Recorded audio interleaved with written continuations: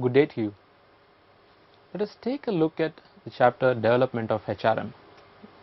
What comes to your mind when I take the names of the best organizations in the world, the great places to work, the Google, the Marriott, and our own Indian companies, TCS, Infosys? The beauty of all these organizations and the reason for their meteoric rise is their people practices.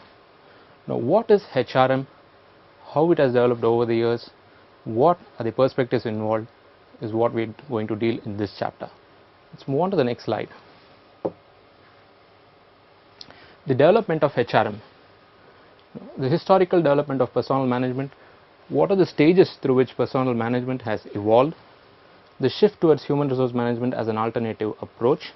Now, what is a traditional approach and what it is today, the reason for the shift that we are going to explore. The role and tasks of human resource management.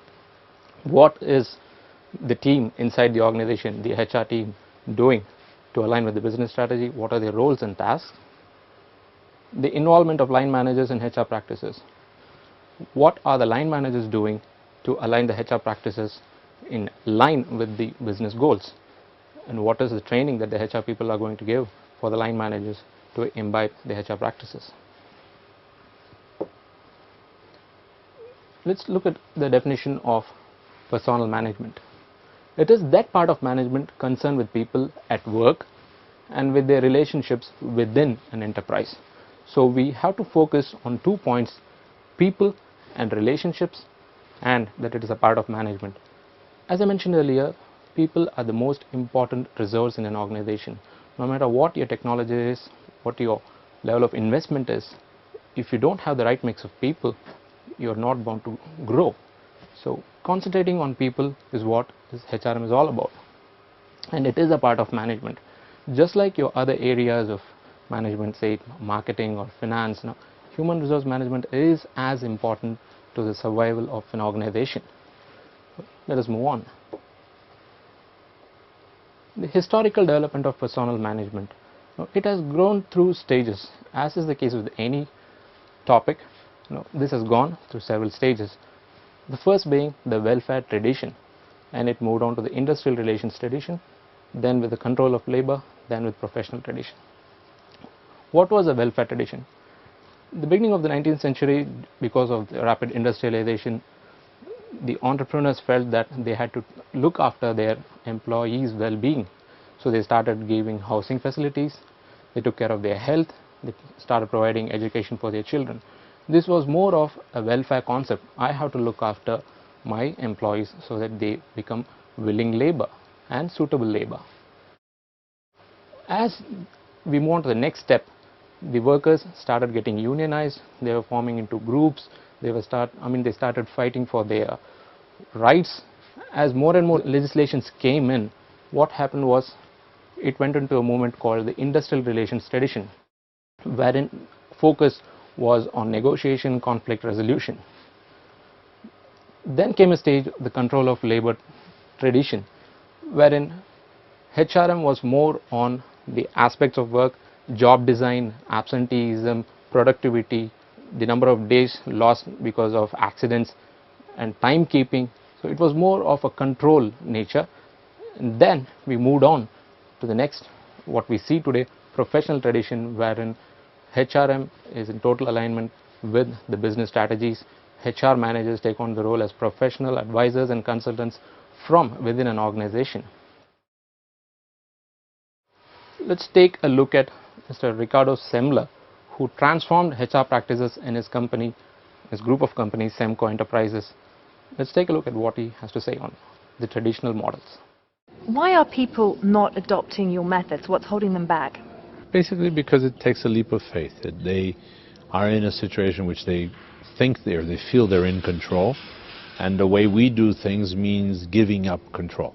And people don't give up control easily when they are apparently in power.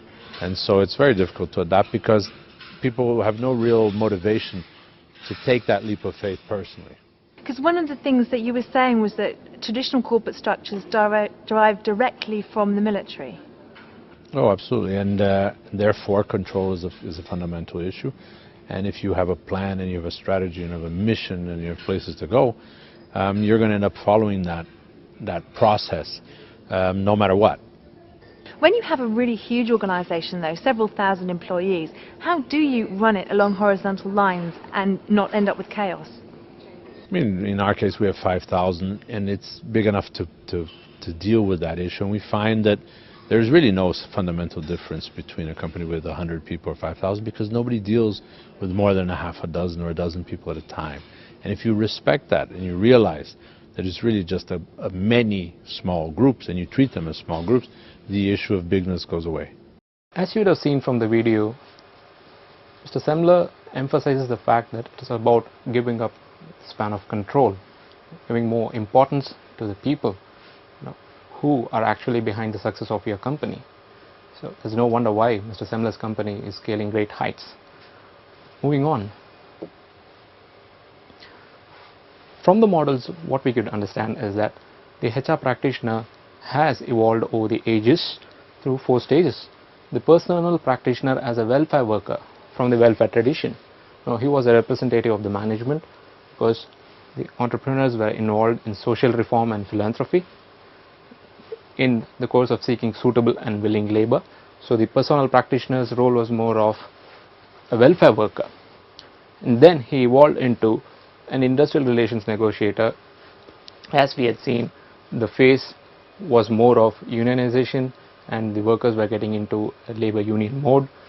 So he had to take on the role of a negotiator, resolving conflicts, getting into agreements, representing the management and having talks with the workers. So it was more a role of a negotiator. And then he moved on to the role as a bureaucrat. The personnel manager started following the directions of the management in terms of job design, checking the absenteeism, productivity levels, more of a time management and a control approach.